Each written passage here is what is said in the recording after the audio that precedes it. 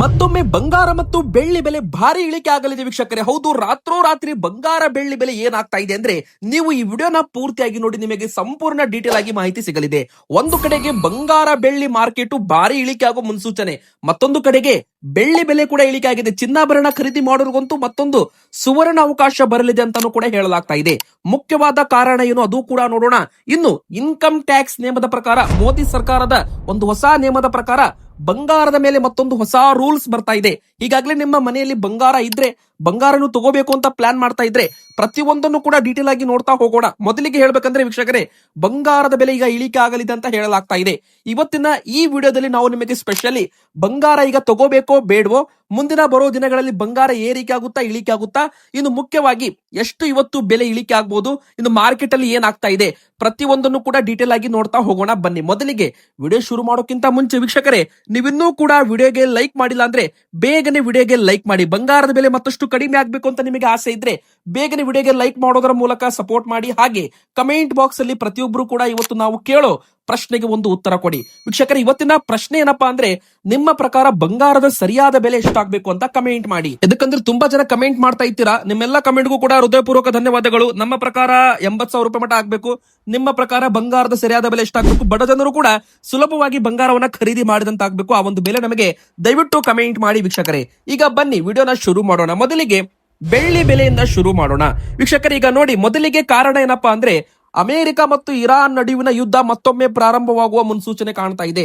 ಅಂದ್ರೆ ಯಾವಾಗ ಎಲ್ಲ ಯುದ್ಧಗಳು ಪ್ರಾರಂಭವಾಗುತ್ತೆ, ಬಂಗಾರ ಬೆಳ್ಳಿ ಬೆಲೆ ಏರಿಕೆ ಆಗ್ಬೇಕು. ಆದ್ರೆ ಈ ಬಾರಿ ಅಮೆರಿಕ ದೇಶ ನೇರವಾಗಿ ಒಂದು ಯುದ್ಧದಲ್ಲಿ ಎಂಟ್ರಿ ಆಗೋದ್ರಿಂದ ಈ ಬಾರಿ ಡಾಲರ್ ಬಲವಾಗಬಹುದು ಮತ್ತು ಕಚ್ಚಾ ತೈಲ ಬೆಲೆ, ಅಂದ್ರೆ ಇರಾನ್ ದೇಶದ ಮೇಲೆ ಕಚ್ಚಾ ತೈಲದ ಮೇಲೆ ಒಂದು ಅಟ್ಯಾಕ್ ಮಾಡದಂತಾಗುತ್ತೆ. ಇನ್ನು ಸ್ಟೇಟ್ ಆಫ್ ಹಾರ್ಮೋಸ್ ಕೂಡ ಒಂದು ಕಡೆಗೆ ಬಂದ್ ಆಗ್ತಾ ಇದೆ. ಇದರ ಕಾರಣ ಕಚ್ಚಾ ತೈಲ ಬೆಲೆ ಏರಿಕೆ ಆಗುತ್ತೆ ವೀಕ್ಷಕರೇ. ಹೂಡಿಕೆದಾರರು ಸಾವಿರಾರು ಕೋಟಿ ಹೂಡಿಕೆ ಮಾಡೋರು ಏನ್ ಮಾಡ್ತಾರೆ ಅಂದ್ರೆ ಕಚ್ಚಾ ತೈಲದಲ್ಲಿ ಹೂಡಿಕೆ ಮಾಡ್ತಾರೆ.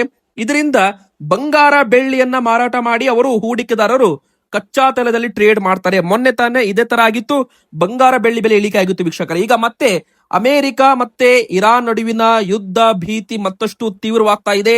ಒಂದು ಕಡೆಗೆ ಪಾಕಿಸ್ತಾನದಲ್ಲಿ ನಡೆದ ಸಂಧಾನ ಸಭೆ ವಿಫಲವಾಗಿದೆ.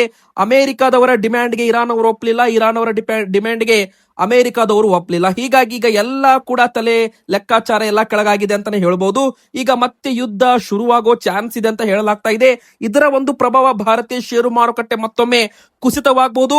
ಬಂಗಾರ ಬೆಳ್ಳಿ ಬೆಲೆ ಕೂಡ ಇಳಿಕೆ ಆಗೋ ಮುನ್ಸೂಚನೆ ಕಾಣ್ತಾ ಇದೆ. ಈಗ ನೋಡಿ ವೀಕ್ಷಕರೇ, ಬೆಳ್ಳಿ ಬೆಲೆ 2,43,000 ರೂಪಾಯಿ ಅತ್ತ ಇಲ್ಲಿ ಮಲ್ಟಿ ಕಾಮೋಡಿಟಿ ಎಕ್ಸ್ಚೇಂಜ್ ಅಲ್ಲಿ ಟ್ರೇಡ್ ಆಗ್ತಾ ಇದೆ. ಒಂದು ವೇಳೆ ಅಧಿಕೃತವಾಗಿ ಯುದ್ಧ ಪ್ರಾರಂಭವಾದ್ರೆ ಇದ್ರ ಬೆಲೆ ಮತ್ತೆ 2,30,000 2,25,000 ರೂಪಾಯಿ ತನ ಬರಲಿದೆ ಅಂತಾನೆ ಹೇಳ್ಬಹುದು. ಯಾಕಂದ್ರೆ ಮೊನ್ನೆ ತಾನೇ ಇದೇ ತರ ಆಗಿತ್ತು, ಈಗ ಮತ್ತೆ ಅದೇ ತರ ಆಗುತ್ತೆ ಅಂತ ಇಲ್ಲಿ ತಜ್ಞರು ಲೆಕ್ಕಾಚಾರ ಮಾಡಿರುವಂತದ್ದು ವೀಕ್ಷಕರೇ. ಹೀಗಾಗಿ ಈಗ ಬೆಳ್ಳಿ ಖರೀದಿ ಮಾಡಬೇಕೋ ಬೇಡವೋ ಅಂದ್ರೆ ಈ ಒಂದು ವಾರ ಏನು ಈಗ 14 ದಿನದ ಸಮಯ ಕೊಟ್ಟಿದ್ದಾರೆ ನೋಡಿ ಇರಾನ್ ದೇಶದ ಮೇಲೆ ಅಟ್ಯಾಕ್ ಮಾಡೋದಕ್ಕೆ. 14 ದಿನದ ಬಳಿಕ, ಕದನ ವಿರಾಮ ಮುಗಿದ ಬಳಿಕ ಏನಾದ್ರೂ ಯುದ್ಧ ಮತ್ತಷ್ಟು ಜಾಸ್ತಿ ಆದ್ರೆ ಬೆಲೆ ಇಳಿಕೆ ಆಗೋ ಮುನ್ಸೂಚನೆ ಇದೆ ಅಂತಾನೆ ಹೇಳ್ಬಹುದು. ಇನ್ನು ವೀಕ್ಷಕರೇ, 1 ಕೆಜಿ ಬೆಳ್ಳಿ ಬೆಲೆ ಈಗ ನಮ್ಮ ಕರ್ನಾಟಕದಲ್ಲಿ ಎಷ್ಟಿದೆ ಅಂತ ನೀವು ಕೇಳೋದಾದ್ರೆ 2,60,000 ರೂಪಾಯಿ. ಹೌದು, 1 ಕೆಜಿ ಬೆಳ್ಳಿ ಬೆಲೆ 2,60,000 ರೂಪಾಯಿ. ಆದ್ರೆ ಹೋದ ತಿಂಗಳು ಜನವರಿ ಫೆಬ್ರವರಿಯಲ್ಲಿ ಇದರ ಬೆಲೆ 3 ಲಕ್ಷ ರೂಪಾಯಿ ಮೇಲಿತ್ತು. ಜನವರಿ 29ನೇ ತಾರೀಕಿಗೆ 4 ಲಕ್ಷ ರೂಪಾಯಿ ಬೆಳ್ಳಿ ಬೆಲೆ ಬಂದಿತ್ತು. ಆದ್ರೆ ಈಗ ಮತ್ತೆ ಕಡಿಮೆ ಆಗಿದೆ ಅಂತಾನು ಕೂಡ ಇಲ್ಲಿ ಹೇಳ್ಬಹುದು ವೀಕ್ಷಕರೇ. ಇದೇ ತರ ಈಗ 2,60,000 ರೂಪಾಯಿ ಇದೆ, ಮತ್ತಷ್ಟು ಇಳಿಕೆ ಕಾಣಲಿದೆ ಅಂತ ಇಲ್ಲಿ ಹೇಳಲಾಗಿದೆ. ಇನ್ನು ಎರಡನೇದಾಗಿ ಬಂಗಾರದ ಬಗ್ಗೆ ಮಾತಾಡೋದಾದ್ರೆ ನೋಡಿ ವೀಕ್ಷಕರೇ, ಇವತ್ತು ನಾವು ನಿಮಗೆ ಬಂಗಾರದ ಬೆಲೆ ಮಾತ್ರ ಹೇಳಲ್ಲ, ಬಂಗಾರದ ಬೆಲೆ ಜೊತೆಗೆ ಬಂಗಾರ ಈಗ ಖರೀದಿ ಮಾಡಬೇಕೋ ಬೇಡವೋ, ಬೆಲೆ ಇಳಿಕೆ ಆಗುತ್ತೋ ಏರಿಕೆ ಆಗುತ್ತೋ, ಮುಂದಿನ ಬರೋ ದಿನಗಳಲ್ಲಿ ಏನೆಲ್ಲ ಹೊಸ ನಿಯಮಗಳು ಬರಲಿದ್ದಾವೆ ಬಂಗಾರದ ಮೇಲೆ, ಕೇಂದ್ರ ಸರ್ಕಾರದ ನಿಯಮಗಳು, ಇನ್ನು ಬಂಗಾರದ ಬೆಲೆ ಎಷ್ಟು ಏರಿಕೆ ಆಗಬಹುದು ಅದನ್ನು ಕೂಡ ನೋಡ್ತಾ ಹೋಗೋಣ. ಮೊದಲಿಗೆ ಅಮೆರಿಕ ಮತ್ತು ಇರಾನ್ ನಡುವಿನ ಯುದ್ಧ ಪರಿಣಾಮ ಬಂಗಾರದ ಮಾರ್ಕೆಟ್ ಮೇಲೂ ಕೂಡ ಅಸರಾಗಲಿದೆ. ಅಂದ್ರೆ ಬಂಗಾರದ ಮಾರ್ಕೆಟ್ ಸಂಚಲನ ಕಾಣುತ್ತೆ.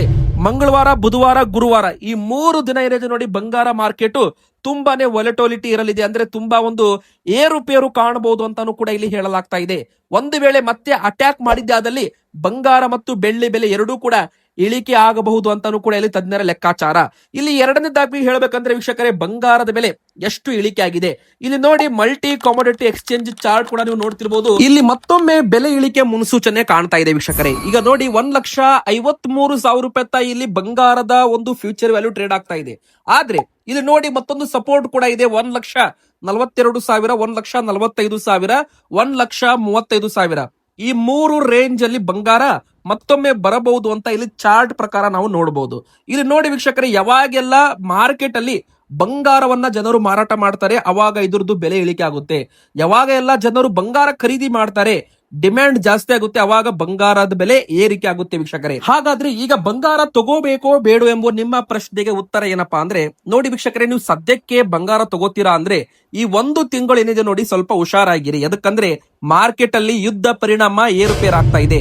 ಬೆಲೆ ಏರಿಕೆನೂ ಆಗ್ಬಹುದು, ಇಳಿಕೆನೂ ಆಗ್ಬಹುದು.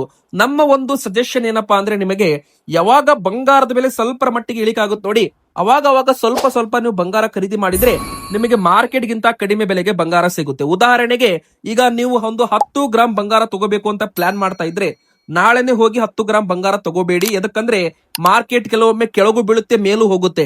ಯಾವಾಗ ಕೆಳಗೆ ಬೀಳುತ್ತೆ ನೋಡಿ ಮಾರ್ಕೆಟ್, ಅಂದ್ರೆ ಬಂಗಾರದ ಬೆಲೆ ಯಾವಾಗ ಕಡಿಮೆ ಆಗುತ್ತೆ ನೋಡಿ, ಅವಾಗ ಸ್ವಲ್ಪ ನೀವು ಖರೀದಿ ಮಾಡಿ. ಅಂದ್ರೆ 2 ಗ್ರಾಮು 3 ಗ್ರಾಮು ಈ ತರ ನೀವು 2-3 ಬಾರಿ 4 ಬಾರಿ ಖರೀದಿ ಮಾಡಿ. ಅವಾಗ ನಿಮಗೆ ಕಡಿಮೆ ಬೆಲೆಗೆ ಬಂಗಾರ ಸಿಕ್ಕಂತಾಗುತ್ತೆ. ಇದಕ್ಕೆ ಎವರೇಜ್ ಬೈಯಿಂಗ್ ಸ್ಟ್ರಾಟಜಿ ಮೆಥಡ್ ಅಂತಾನು ಕೂಡ ಕರೀತಾರೆ. ಎಲ್ಲಾ ಬಂಗಾರದ ಅಂಗಡಿಯವರು ಕೂಡ ಇದೇ ತರ ಮಾಡ್ತಾರೆ. ತುಂಬಾ ಜನ ಏನ್ ಮಾಡ್ತಾರೆ, ಬಂಗಾರ ಇಳಿಕೆ ಆಗ್ತಾ ಇದ್ದಂತೆ ತಮ್ಮ ಹತ್ರ ಬಂಗಾರವನ್ನ ಮಾರಾಟ ಮಾಡ್ತಾರೆ. ಆದ್ರೆ ಜಾಣತನ ಹೂಡಿಕೆದಾರರು ಏನ್ ಮಾಡ್ತಾರೆ ಅಂದ್ರೆ, ಯಾವಾಗ ಬೆಲೆ ಇಳಿಕೆ ಆಗುತ್ತೆ ನೋಡಿ, ಅವರು ಬಂಗಾರ ಮಾರಾಟ ಮಾಡೋದಿಲ್ಲ, ಹೊರತಾಗಿ ಬಂಗಾರವನ್ನ ಖರೀದಿ ಮಾಡ್ತಾರೆ. ಯಾವಾಗ ಬೆಲೆ ಏರಿಕೆ ಆಗುತ್ತೆ ಅವಾಗ ಮಾರಾಟ ಮಾಡ್ತಾರೆ. ತುಂಬಾ ಜನ ಇದನ್ನ ಉಲ್ಟಾ ಮಾಡ್ತಾರೆ. ಇದರಿಂದ ತುಂಬಾ ಜನ ಬಂಗಾರದಲ್ಲಿ ನಷ್ಟವಾಗ್ತಾರೆ. ಹೀಗಾಗಿ ವೀಕ್ಷಕರೇ, ನೀವು ಬಂಗಾರ ಖರೀದಿ ಮಾಡುವಾಗ ತುಂಬಾ ಎಚ್ಚರವಾಗಿರ್ಬೇಕು. ಈಗ 18 ಕ್ಯಾರೆಟ್ ಚಿನ್ನದ ಬೆಲೆ, 22 ಕ್ಯಾರೆಟ್ ಚಿನ್ನದ ಬೆಲೆ, 24 ಕ್ಯಾರೆಟ್ ಚಿನ್ನದ ಬೆಲೆ ನೋಡೋಣ ಬನ್ನಿ. ಮೊದಲಿಗೆ 18 ಕ್ಯಾರೆಟ್ ಚಿನ್ನದ ಬೆಲೆ ಬಗ್ಗೆ ನೋಡೋದಾದ್ರೆ 10 ಗ್ರಾಮ್ಗೆ ಇವತ್ತು ಕರ್ನಾಟಕದಲ್ಲಿ 1,14,630 ರೂಪಾಯಿ ಇದೆ. ಅಂದ್ರೆ 1,15,000 ರೂಪಾಯಿಗೆ ಬಂದಿದೆ 18 ಕ್ಯಾರೆಟ್ 10 ಗ್ರಾಮ್ದು ಚಿನ್ನದ ಬೆಲೆ. ಮೊನ್ನೆ ತಾನೇ ಅಮೆರಿಕದವರು ಇರಾನ್ ಮೇಲೆ ಅಟ್ಯಾಕ್ ಮಾಡಿದಾಗ ಕಚ್ಚಾ ತೈಲ ಬೆಲೆ ಯಾವಾಗ ಏರಿಕೆ ಆಯ್ತು ನೋಡಿ, ಇದ್ರದ್ದು ಬೆಲೆ 1,05,000 ರೂಪಾಯಿ ತನ ಆಗಿತ್ತು. ಅಂದ್ರೆ 10,000 ರೂಪಾಯಿ ಅಷ್ಟು ಕುಸಿತವಾಗಿತ್ತು. ಈಗ ಮತ್ತೊಮ್ಮೆ ಏನಾದ್ರೂ ಅಟ್ಯಾಕ್ ಆದ್ರೆ, ಮತ್ತೆ ಕಚ್ಚಾ ತೈಲ ಬೆಲೆ ಏರಿಕೆ ಆದ್ರೆ ಮತ್ತೊಮ್ಮೆ ಬಂಗಾರದ ಬೆಲೆ ಇಳಿಕೆ ಆಗುತ್ತೆ ಅಂತಾನೆ ಹೇಳ್ಬಹುದು. ಹೀಗಾಗಿ ಈಗ 1 ವಾರಗಳವರೆಗೂ ಕರ್ನಾಟಕದಲ್ಲಿ ಭಾರತ ದೇಶಾದ್ಯಂತ ಬಂಗಾರ ಖರೀದಿ ಮಾಡೋರು ಸ್ವಲ್ಪ ಎಚ್ಚರವಾಗಿರಬೇಕು ಅಂತಾನು ಕೂಡ ಇದು ಒಂದು ಎಚ್ಚರಿಕೆ ಗಂಟೆ. ಈಗ ಬನ್ನಿ ವೀಕ್ಷಕರೇ, 22 ಕ್ಯಾರೆಟ್ ಚಿನ್ನದ ಬೆಲೆ. ತುಂಬಾ ಜನ 18 ಕ್ಯಾರೆಟ್ ತಗೋಬೇಕಾ, 22 ಕ್ಯಾರೆಟ್ ತಗೋಬೇಕಾ, ಬಂಗಾರದ ಮೇಲೆ ಏನು ಹೊಸ ನಿಯಮ ಇದೆ ಅದು ಕೂಡ ನೋಡೋಣ ಬನ್ನಿ. ನೋಡಿ ವೀಕ್ಷಕರೇ, ಕರ್ನಾಟಕದಲ್ಲಿ ಮೊದಲಿಗೆ 22 ಕ್ಯಾರೆಟ್ ಚಿನ್ನದ ಬೆಲೆ 1,40,100 ರೂಪಾಯಿ ಇದೆ. ಇದ್ರ ಮೇಲೆ 3% GST ಮೇಕಿಂಗ್ ಚಾರ್ಜಸ್ ಎಕ್ಸ್ಟ್ರಾ ಇರುತ್ತೆ. ಇಲ್ಲಿ ನೋಡಿ ವೀಕ್ಷಕರೇ, ಇದ್ರದ್ದು ಕೂಡ ಬೆಲೆ ಮೊನ್ನೆ 1,30,000 ರೂಪಾಯಿ ತನಕ ಬಂದಿತ್ತು. ಆದ್ರೆ ಜನವರಿ ಫೆಬ್ರವರಿ ತಿಂಗಳಲ್ಲಿ ಇದ್ರದ್ದು ಬೆಲೆ 1,50,000 ರೂಪಾಯಿ ಅಂತ ಇತ್ತು. ಅಂದ್ರೆ ಈಗ ಬಂಗಾರ ಬೆಲೆ ಇಳಿಕೆ ಆಗಿದ್ರು ಕೂಡ ಸ್ವಲ್ಪ ಮಟ್ಟಿಗೆ ಏರಿಕೆ ಆಗಿದೆ. ಒಂದು ರೇಂಜ್ ಬೌಂಡ್ ಮೂವ್ಮೆಂಟ್ ಅಂತ ನಾವು ಇದಕ್ಕೆ ಕರಿತೀವಿ ಟ್ರೇಡಿಂಗ್ ಅಲ್ಲಿ. ಹೀಗಾಗಿ ವೀಕ್ಷಕರು, ಈಗ ಇದು ರೇಂಜ್ ಬೌಂಡ್ ಅಲ್ಲಿ ಇರೋದ್ರಿಂದ ಈ 1 ವಾರದಲ್ಲಿ ಏನ್ ಬೇಕಾದ್ರೂ ಆಗ್ಬಹುದು. ಇದ್ರ ಬೆಲೆ ಏರಿಕೆನೂ ಆಗ್ಬಹುದು, ಇಳಿಕೆನೂ ಆಗ್ಬಹುದು. ಇಂಟರ್ನ್ಯಾಷನಲ್ ಮಾರ್ಕೆಟ್ ಅಲ್ಲಿ ಇದ್ರ ಮೇಲೆ ಡಿಮ್ಯಾಂಡ್ ಇರುತ್ತೆ. ಯಾವಾಗ ಡಿಮ್ಯಾಂಡ್ ಜಾಸ್ತಿ ಆಗುತ್ತೆ ಅವಾಗ ಬೆಲೆ ಏರಿಕೆ ಆಗುತ್ತೆ. ಸದ್ಯದ ಮಟ್ಟಿಗೆ 1 ವಾರದ ನಂತರ ಮತ್ತಷ್ಟು ಇಳಿಕೆ ಆಗ್ಬಹುದು ಅಂತಾನು ಕೂಡ ಇಲ್ಲಿ ತಜ್ಞರು ಲೆಕ್ಕಾಚಾರ ಮಾಡಿರುವಂತದ್ದು. ವೀಕ್ಷಕರೇ, ಈಗ 22 ಕ್ಯಾರೆಟ್ ತಗೋಬೇಕಾ, 18 ಕ್ಯಾರೆಟ್ ತಗೋಬೇಕಾ ಅಂತ ನಿಮ್ಮ ಪ್ರಶ್ನೆ. ನೋಡಿ, 18 ಕ್ಯಾರೆಟ್ ಚಿನ್ನದಲ್ಲಿ 75% ಬಂಗಾರ ಇರುತ್ತೆ, 25% ಬೇರೆ ಮೆಟಲ್ಸ್ ಗಳನ್ನ ಮಿಕ್ಸ್ ಮಾಡಿ ಆಭರಣ ಮಾಡಿರ್ತಾರೆ. ನೀವೇನಾದ್ರೂ 22 ಕ್ಯಾರೆಟ್ ಚಿನ್ನ ತಗೋತೀರಾ ಅಂದ್ರೆ 91.6% ಇದರಲ್ಲಿ ಬಂಗಾರ ಇರುತ್ತೆ, 9.4% ಬೇರೆ ಮೆಟಲ್ಸ್ ಅನ್ನ ಮಿಕ್ಸ್ ಮಾಡಿ ಮಾಡಿರ್ತಾರೆ. ನೀವೇನಾದ್ರೂ ಮುಂದೆ ಬಂಗಾರ ಅಡಮಾನ ಇಟ್ಟು ಲೋನ್ ತಗೋಬೇಕು, ಸಾಲ ತಗೋಬೇಕು, ಮಾರಾಟ ಮಾಡ್ತೀರಾ ಅಂದ್ರೆ 22 ಕ್ಯಾರೆಟ್ ಚಿನ್ನಕ್ಕೆ ಬೇಗ ಲೋನ್ ಸಿಗುತ್ತೆ, ಬೇಗ ರೀಸೇಲ್ ಕೂಡ ಆಗುತ್ತೆ. ಯಾಕಂದ್ರೆ 22 ಕ್ಯಾರೆಟ್ ಚಿನ್ನದಲ್ಲಿ ನಿಮಗೆ 916 ಎಂಬ ಒಂದು BIS ಹಾಲ್ ಮಾರ್ಕ್ ಬರುತ್ತೆ. ಕೇಂದ್ರ ಸರ್ಕಾರ ಕೂಡ ಹಾಲ್ ಮಾರ್ಕ್ ಆಧಾರಿತ ಬಂಗಾರ ತಗೋಬೇಕು ಅಂತ ನಿಯಮ ಮಾಡಿದೆ. ಈಗ ನೋಡಿ, ಕೇಂದ್ರ ಸರ್ಕಾರದ ನಿಯಮದ ಬಗ್ಗೆ ನಿಮಗೆ ಅಪ್ಡೇಟ್ ಕೊಡ್ತಾ ಇದ್ದೀವಿ. ಅದೇನಪ್ಪಾ ಅಂದ್ರೆ, ಹಾಲ್ ಮಾರ್ಕ್ ಇರೋ ಬಂಗಾರ ನೀವು ತಗೋಬೇಕು. ಯಾವಾಗ್ಲೂ ಕೂಡ ನೀವು ಬಂಗಾರ ತಗೊಳ್ಳಿ, 18 ಕ್ಯಾರೆಟ್ ತಗೊಳ್ಳಿ, 22 ಕ್ಯಾರೆಟ್ ತಗೊಳ್ಳಿ, ಹಾಲ್ ಮಾರ್ಕ್ ಇದ್ದ ಬಂಗಾರ ತಗೊಳ್ಳಿ. ಈಗ ಮತ್ತೊಂದು ಹೊಸ ನಿಯಮ ಶುರುವಾಗ್ತಾ ಇದೆ. ಅದೇನಪ್ಪಾ ಅಂದ್ರೆ HUID ಕೋಡ್ ಅಂತ ಬರುತ್ತೆ ವೀಕ್ಷಕರೇ. HUID ಕೋಡ್ ಅಂದ್ರೆ ಯುನಿಕ್ ಐಡೆಂಟಿಫಿಕೇಶನ್ ನಂಬರ್. ಆ ನಂಬರು ಪ್ರತಿಯೊಂದು ಆಭರಣಕ್ಕೂ ಕೂಡ ಇನ್ ಮುಂದೆ ಅಂಗಡಿದಾರರು ಹಾಕಿ ಕೊಡಬೇಕು ಅಂತ ನಿಯಮ ಬರ್ತಾ ಇದೆ. ಆ ಒಂದು ಕೋಡ್ ಇರೋ ಆಭರಣ ಜನರು ಖರೀದಿ ಮಾಡಿದ್ರೆ ನಿಮ್ಮ ಹಣಕ್ಕೆ ಪೂರ್ತಿ ಗ್ಯಾರಂಟಿ ಇರುತ್ತೆ ನೋಡಿ. ಯಾಕಂದ್ರೆ ಆ ಒಂದು ಕೋಡ್ ನಾವು BIS ಕೇರ್ ಅಪ್ಲಿಕೇಶನ್ ಅಲ್ಲಿ ಹಾಕಿದ್ದೆ. ಅದಲ್ಲಿ ನಿಮ್ಮ ಬಂಗಾರ ಮಾಲೀಕರು ಯಾರು ರೆಡಿ ಮಾಡಿದ್ದಾರೆ ಎಲ್ಲಾ ಡೀಟೇಲ್ ಆ ಒಂದು ಅಪ್ಲಿಕೇಶನ್ ಅಲ್ಲಿ ಬರುತ್ತೆ ವೀಕ್ಷಕರೇ. ಇದು ಮುಂದಿನ ಬರೋ ದಿನದಲ್ಲಿ ದೇಶಾದ್ಯಂತ ಜಾರಿಗೆ ಬರ್ತಾ ಇದೆ. HUID ಕೋಡ್ ಅಂತ ಇದಕ್ಕೆ ಕರಿತೀವಿ. ಕೇವಲ ಹಾಲ್ ಮಾರ್ಕ್ ಇದ್ರೆ ಸಾಲದು, ಅಂದ್ರೆ ಹಾಲ್ ಮಾರ್ಕ್ ಜೊತೆಗೆ HUID ಕೋಡ್ ಕೂಡ ಕಂಪಲ್ಸರಿ ಮಾಡಲಿದ್ದಾರೆ ಬಂಗಾರದ ಮೇಲೆ. ಇನ್ನು ಬಂಗಾರ ನೀವು ಮನೆಯಲ್ಲಿ ಎಷ್ಟು ಇಡಬಹುದು? ಇನ್ಕಮ್ ಟ್ಯಾಕ್ಸ್ ನಿಯಮದ ಪ್ರಕಾರ ಮದುವೆಯಾದ ಮಹಿಳೆಯರು 500 ಗ್ರಾಮ್ ವರೆಗೂ ಮನೆಯಲ್ಲಿ ಬಂಗಾರ ಇಟ್ಟರೆ ಯಾರು ಕೂಡ ಏನು ಬಿಲ್ ಕೇಳಲ್ಲ. 500 ಗ್ರಾಮ್ ಮೇಲೆ ನಿಮ್ಮ ಮನೆಯಲ್ಲಿ ಬಂಗಾರ ಇದ್ರೆ ಇಡ್ಕೋಬಹುದು. 1 ಕೆಜಿ 2 ಕೆಜಿ ಆದ್ರೂ ಇಡಬಹುದು, ಏನ್ ಪ್ರಾಬ್ಲಮ್ ಇಲ್ಲ.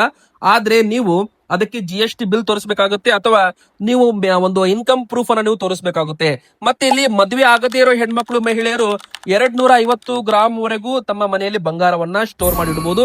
250 ಗ್ರಾಮ್ ವರೆಗೂ ಲೆಕ್ಕ ಕೇಳಲ್ಲ. 250 ಗ್ರಾಮ್ ಮೇಲಿದ್ರೆ ಅವಾಗ ನೀವು 3% GST ಬಿಲ್ ಅಥವಾ ನಿಮ್ಮ ಇನ್ಕಮ್ ಸೋರ್ಸ್ ತೋರಿಸಬೇಕು. ಪುರುಷರು ಮದುವೆ ಆಗಿರ್ಲಿ ಬಿಡ್ಲಿ 100 ಗ್ರಾಮ್ ವರೆಗೂ ಇಲ್ಲಿ ನೀವು ಆರಾಮಾಗಿ ಇಟ್ಕೋಬಹುದು. 100 ಗ್ರಾಮ್ ಮೇಲಿದ್ರೆ GST ಬಿಲ್ ಅಥವಾ ನೀವು ಇನ್ಕಮ್ ಸೋರ್ಸ್ ತೋರಿಸಬೇಕಾಗುತ್ತೆ.